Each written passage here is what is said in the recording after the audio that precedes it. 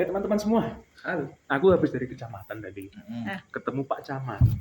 Pak Camat bilang padaku bahwasanya di Wonogiri ternyata angka stunting cukup besar, terutama di kecamatan kita KKN itu Kismantoro.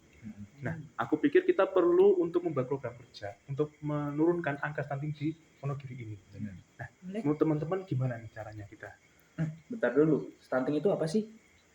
Kalau stunting itu kondisi gagal tumbuh kembang pada anak. Jadi tingginya anak itu nggak sesuai standar, gitu. Apa sih penyebabnya? Penyebab stunting tuh bisa ada 2, dari ibu hamil sama dari anaknya. Nah, kalau dari ibu hamil sendiri tuh kurangnya nutrisi sama gizi yang masuk ke ibu hamil. Jadi kan kalau nutrisi kurang, masuk ke janinnya juga kurang. Jadi mempengaruhi di tumbuh kembang janin. Nah, kalau dari bayi atau dari anaknya sendiri itu karena mungkin ASI eksklusifnya itu nggak sampai, terus kurang suka makan buah sama sayur juga gitu. Jadinya bisa mengaruh di tumbuh kembang anaknya. Tuh. Terus bagaimana pencegahannya? Cegahnya mungkin ya kalau yang pertama kalau ibu hamil mungkin dikasih makan nutrisinya dicukupin kayak makan buah sama sayur pokoknya yang sesuai sama dari bidan. Terus yang kedua kalau dari anaknya kalau bisa dikasih ASI itu eksklusif 0 sampai 6 bulan. Jadi kalau bisa 0 sampai 6 bulan ASI doang, jangan dikasih makanan lain. Nah, setelah dari 6 bulan baru boleh dikasih makanan lain tambah kayak buah atau mau sayur yang udah dilumatin gitu.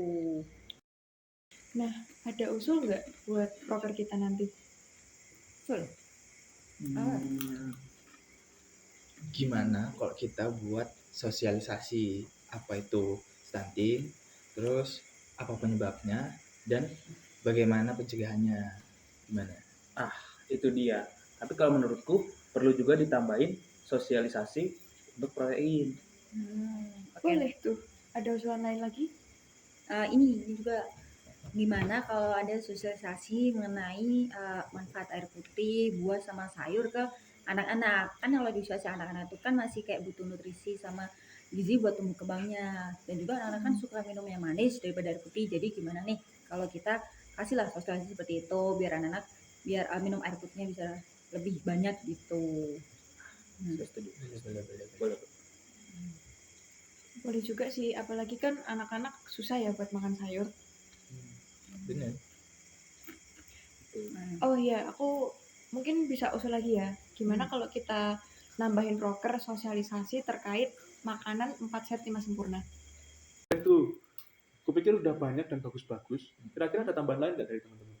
Cukup sih. Cukup ya. Jadi kalau aku simpulkan kita akan merencanakan 4 poker. Yang pertama terkait dengan stunting dan pencegahannya. Yang kedua terkait dengan pentingnya protein bagi anak-anak. Yang ketiga terkait dengan pentingnya minum air putih dan makan buah dan sayuran bagi anak-anak SD. Yang keempat yang terakhir adalah terkait dengan pentingnya makanan 4 sehat dan 5 sempurna. Ya, itu kita kerjakan. Mari semangat. Siapa? Oke.